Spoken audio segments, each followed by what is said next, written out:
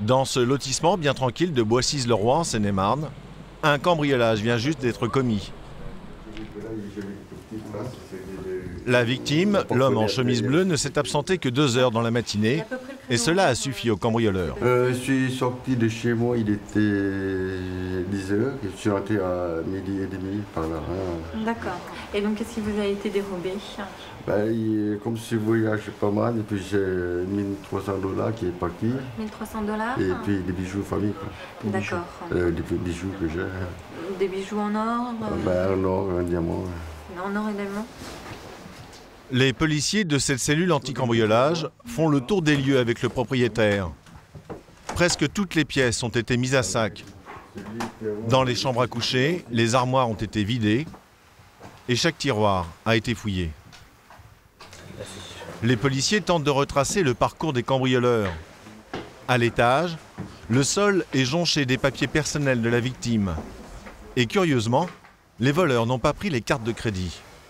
Comment se fait-il qu'il a laissé des cartes de crédit traînées par terre? Ça ne l'intéresse pas. C'est pas ce qui les intéresse. Ouais, ça les intéressait pas. Parce que là, visiblement, ce qu'ils recherchaient principalement, c'est des bijoux.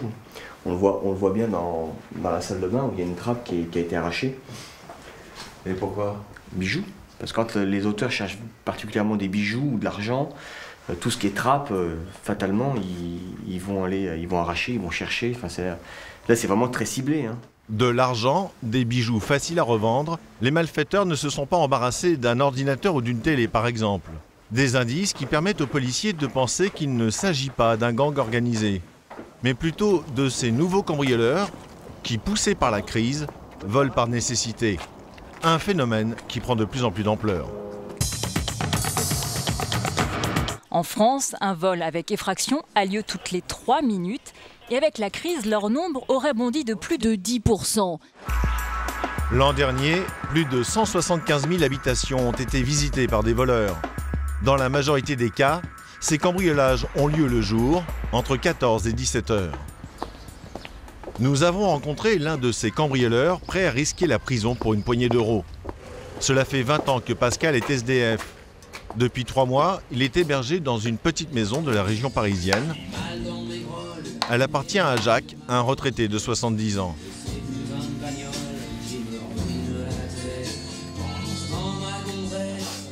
Pascal reconnaît avoir commis de petits cambriolages pour une seule raison, selon lui, manger.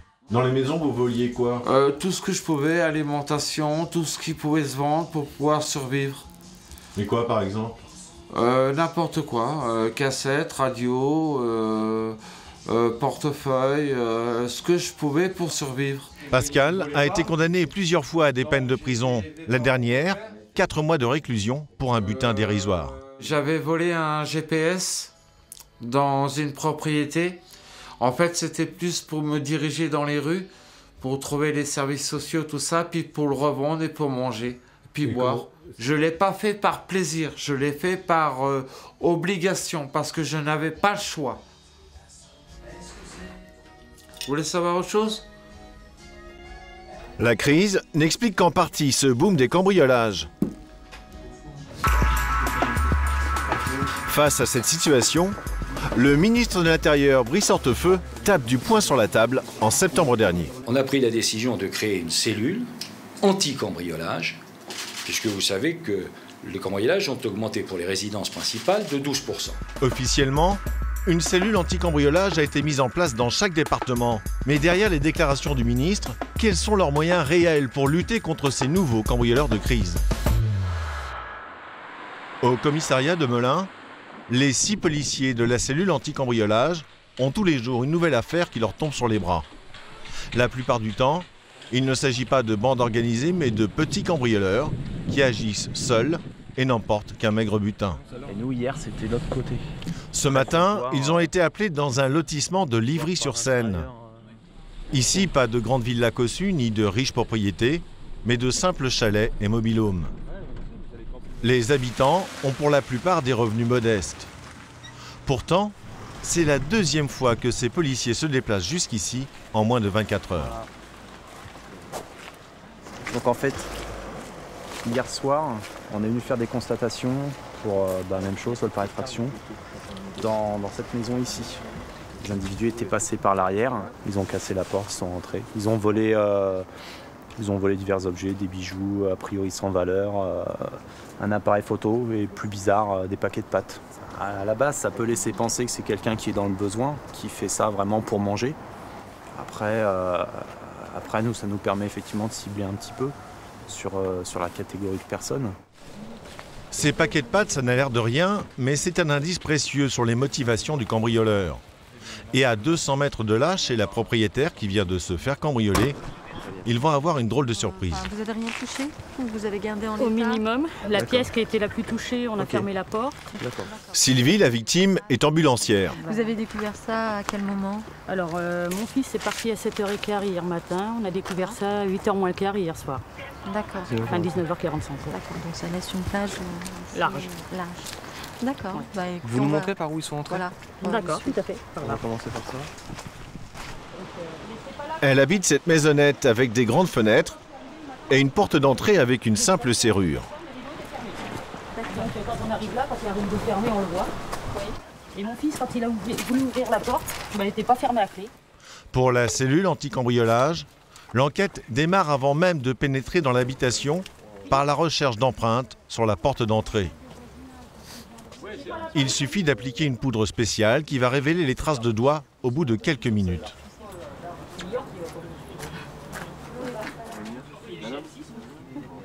On a des traces mais qui ne sont pas exploitables, donc on ne va pas être relevés. Ces traces ne sont pas assez nettes pour être identifiables. Pendant ce temps-là, les autres enquêteurs dressent la liste des objets volés. Dans la chambre, donc le sien, un chéquier, un TV écran plat qui est accroché au mur, un écran plat d'ordinateur qui était sur bureau, un PC portable qui était sur bureau, une console Wii avec son jeu, un téléphone portable, des clés USB, enfin bon, bref. D'accord. Et dans ma chambre, une petite télé et des bijoux. D'accord. Sylvie, l'ambulancière, s'est fait voler l'équivalent de 3 000 €. Des biens qui avaient aussi une grande valeur sentimentale. Ce qui a été volé, c'était beaucoup de cadeaux d'anniversaire ou de fêtes de Noël. Donc, Console de jeu. bah oui. Ouais. Et puis bah, les bijoux, quoi, ça c'est des bijoux de famille qui nous sont transmis de génération en génération, qui ça hélas, bah, on verra peut-être pas. Ça vous surprend qu'ils aient ciblé votre maison en particulier? Bah oui. Bah oui, non, mais on roule pas sur l'or. Voilà, quoi, c'est moche, quoi. Le plus grave, c'est le vol de l'ordinateur de son fils, étudiant en informatique et à la recherche d'un emploi. Donc bon, bah, tout le travail que j'ai mené pendant 1 an, tous mes anciens cours, en gros tout était dans l'ordinateur, donc bon, tout est perdu. Les policiers vont essayer de trouver des empreintes sur tous les objets susceptibles d'avoir été touchés par les voleurs. Rien du tout, non. On a des traces de doigts, mais sans plus, quoi. Les enquêteurs trouvent rarement des empreintes exploitables, mais une seule suffit pour compromettre un voleur déjà connu des services de police.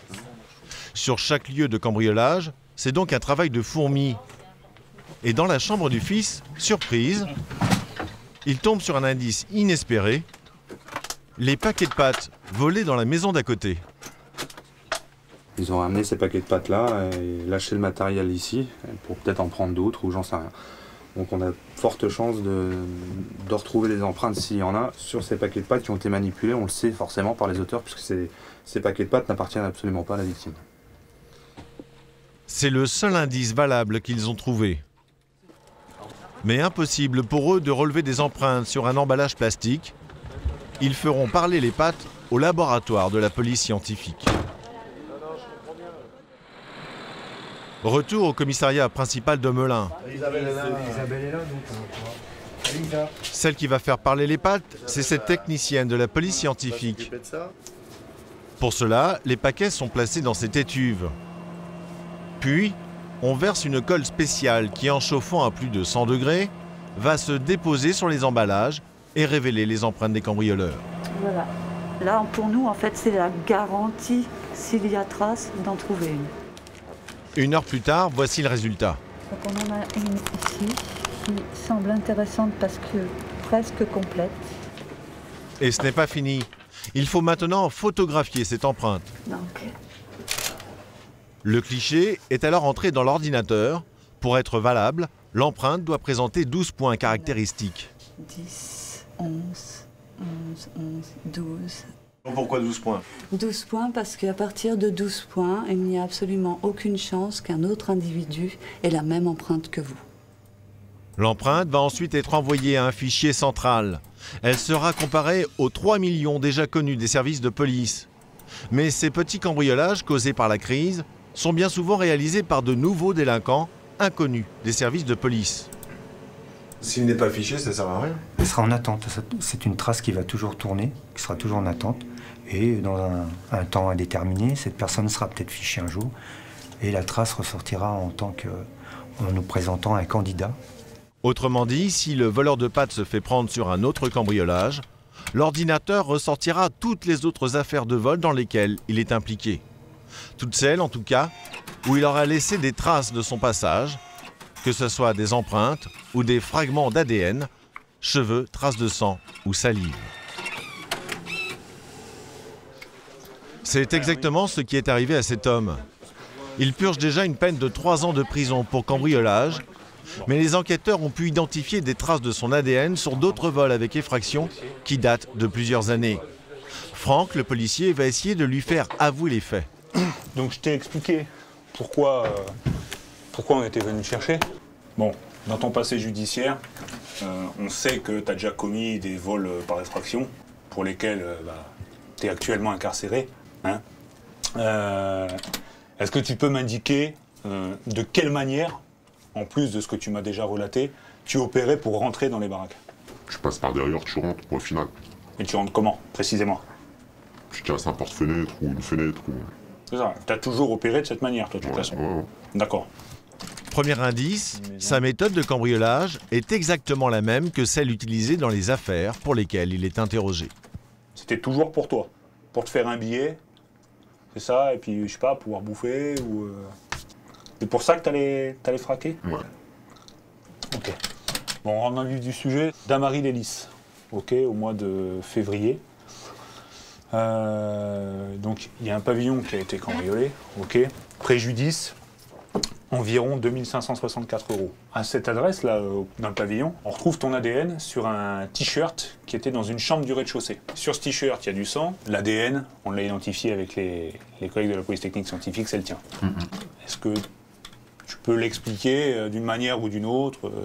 Je peux l'expliquer. Ouais. Ok. Une semaine plus tard, un autre pavillon a été cambriolé. Il y a une trace de sang qui est laissée sur le bâti de la porte-fenêtre qui a été cassée. Encore une fois, l'ADN y parle, et l'ADN c'est le tien. Tu vois ce que je veux dire? Le suspect est nerveux, car il sait qu'en tant que récidiviste, il risque une peine de prison beaucoup plus lourde. Troisième frac, c'était le 6 février de l'année d'après. T'as de la malchance. Franchement, t'as le mauvais œil, sans déconner. Je te le dis, voilà. Ça va te faire sourire, ouais, moi aussi ça me fait sourire. Voilà. Dans cette baraque, une fois de plus, sur une boîte à bijoux, tu m'as dit que tu t'intéressais à des bijoux. On retrouve une trace de sang. Cette trace de sang, il y a ton ADN. Je te demande, que fait ton sang, encore une fois, sur une boîte à bijoux? C'est très simple. Tous les trucs pour lesquels vous m'interrogez, là, c'est sûr, c'est pas moi. Même s'il y a mon ADN dedans, c'est sûr, c'est pas moi. Moi, je suis obligé de te poser les questions en fonction des faits, d'accord? Bien sûr, normal. Voilà. Moi, j'ai un dossier d'enquête, je te pose les questions, je te les soumets, tu as un droit de réponse. Donc voilà, moi, je te demande, c'est tout. Hein. D'accord? Les juges, non seulement ça va pas les faire rire, mais en plus, ma parole, elle va pas peser plus lourd qu'une poignée de plumes. Ils vont se dire, ouais, je suis en train de me foutre d'eux. Normal, ça veut dire que je vais prendre une double dose quand je vais passer au tribunal. Là? Bah oui, normal. Parce que là, pour eux, c'est ni l'évidence. Pour un magistrat qui connaît pas ton passé, je te dirais, ouais. Depuis, le prévenu a été jugé et reconnu coupable des 5 cambriolages. Il a écopé de 2 ans et demi de prison ferme supplémentaire. Aujourd'hui, malgré la mise en place des cellules anti-cambriolage, seuls 15% des affaires sont résolues par la police.